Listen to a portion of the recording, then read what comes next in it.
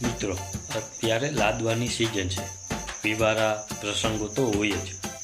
પણ મિત્રો, આ વાત કંઈક એવી છે કે મોહિત નામ તરીકે એક માણસ હતો.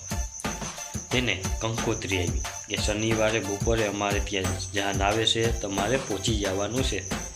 મોહિતભાઈ કે કંઈ વાંધો નહીં, અમે પહોંચી જશું.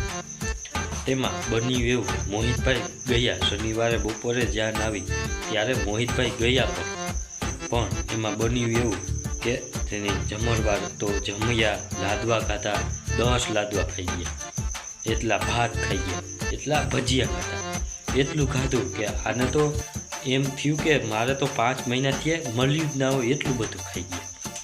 પછી પહ કરવાનો વારો આવ્યો. તેમાં પહ કરવાનો વારો આવ્યો એટલે મોહિતભાઈએ 50 રૂપિયા લખાવ્યા, પોતાના નામના 50 રૂપિયા લખાવ્યા. તો ત્યાં જે પહ લખતા હોય તે બધા મોહિતભાઈની સામે જોઈ ગયા કે આને 50 રૂપિયા લખાવ્યા, એટલું બધું ખાઈ ગયો અને 50 રૂપિયા જ લખાવ્યા. ત્યારે મોહિતભાઈએ કીધું કે 10 વર્ષ પહેલાં મારે જ્યાં પ્રસંગ હતો ત્યાં આ અત્યારે પ્રસંગ છે તેની મારા પ્રસંગમાં 50 રૂપિયા લખાવ્યા હતા.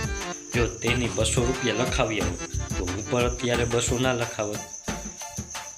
આવું છે 10 વર્ષ પહેલાંનું અત્યારે લખાવે.